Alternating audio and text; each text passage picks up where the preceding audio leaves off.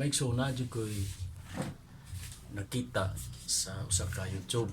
Akong nakita or nadungog or diya sa YouTube nga usa ka debate nga ang usa ka debatidor niingon jud nga ang kinaadman doon na standard pieces nga kaigo magsuon nga eksakto iyang gisulti nga kinahanglan nga doon na standard nga basihan. Ningon siya nga usa ka basihan dawaton sa tanan mana once gani migsuon nga magsunod gud ta sa standard basis nga do not gud tay basihan o musubay ta sa basihan di tinuod gud magsuon wa gi pagkabahin-bahin yagi iyap jung ingon diri nga kung dili ka kamao mo rason dili ka makahusay sa usa ka aguho nga ningon pagid siya nga kung dili ka kamao mga tarungan wa kay kahibalo dili ka makahatag og ebidensya. Nindot kay magsuon iyang gi sulti nya ang simbahang katoliko magsuon do na gyud siya standard nga basihan. Unsa may priba ang magsuon kay naa man jud koy mabasa diri magsuon unsay standard nga basihan sa simbahang katoliko. Mao ni gingon diri magsuon nga the three attributes of the church dunay tulo ka basihan gyud nga kinahanglan malambigit gyud ta diya sa tulo ka standard nga basihan. Mao ning tulo migsuon authority, infallibility, indefectibility. Mao ning tulo migsuon magsubay kita ani igsuon aron magsubay kita sa kamatuoran. Nya kining authority migsuon sa pasabot ani teaching with Christ power divine authority to lead and teach. Nya tinuod man ni igsuon nga naa may gihatagan og authority ni Kristo mabasa man nimo sa Mateo 28:19. Unya si Saint Ignatius sad ningon sad siya nga musubay kita sa magisterium. Kay kining magisterium igsuon mao man ni teaching authority sa simbahan. Man once gadita mo subay ana magsuon dili ta makasubay sad sa standard basis yun diya sa simbahan. Nya kaning infallibility ang ipasabot ani protected from error, cannot err in faith and moral.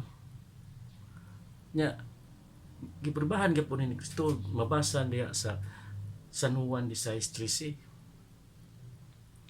Nya ningon sige si San Tomas nga kanang musubay gyud ta sa dogmatic council. Mao na ang Vatican Council uno nga dogmatic council na ang kanang First Vatican Council.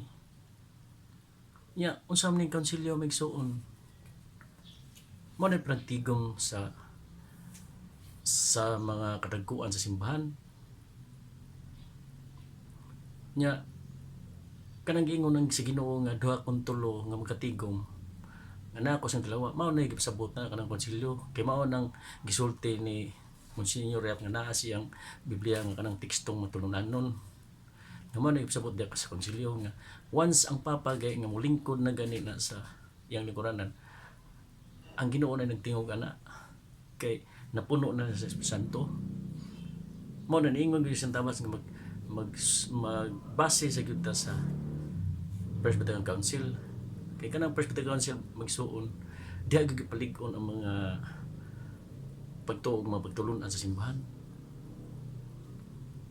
Unya kining indefectibility ang gipasabot ani magsuon nga church will never fail, will endure until the end. Mana kung magsubay kay gyud ta sa gitukod ni Kristo nga simbahan nga iyang gipasaligan nga gihatagan jud niya gihimo gyud ang head si St. Peter nga mabasan mo sa San Mateo 16:18 nga dili gyud ta mga hulog kung magsubay ta sa tinuod nga simbahan. Nya ningon sa sinigurasyon kinahanglan mo sunod gyud ta sa tradisyon.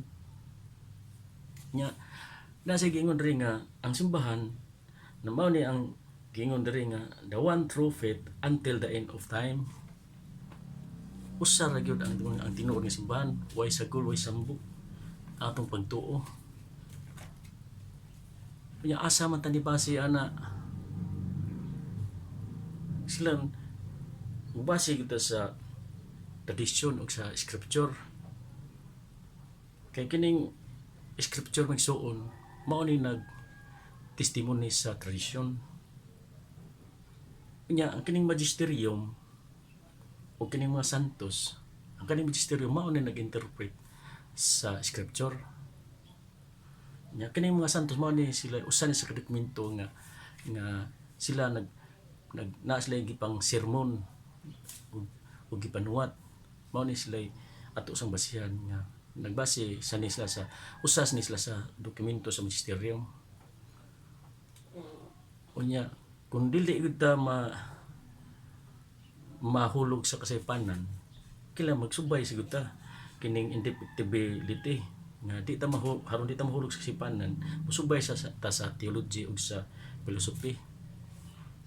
Nya maison natong hinumduman maison nga ug ako ipahibaw ninyo nga kining theology ug philosophy karon ila ning gipangusab ug sabot ug pagpasabot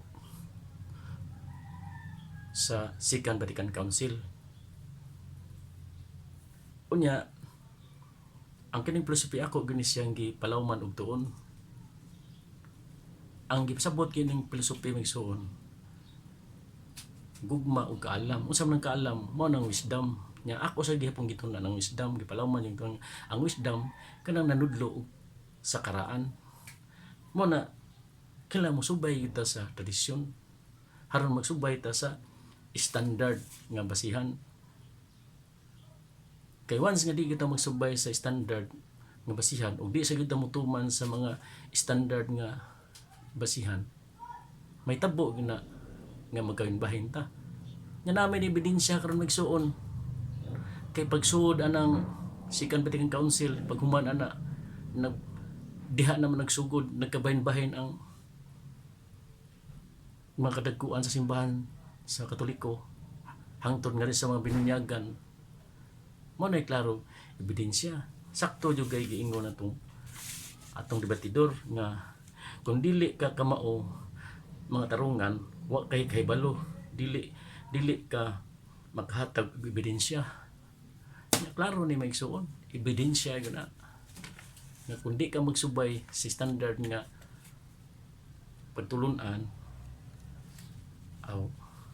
o di ta mo dawat sa mga standard nga basihan o kanang mga pagtulunan sa simbahang Katoliko, bagay gyud ang may tabo.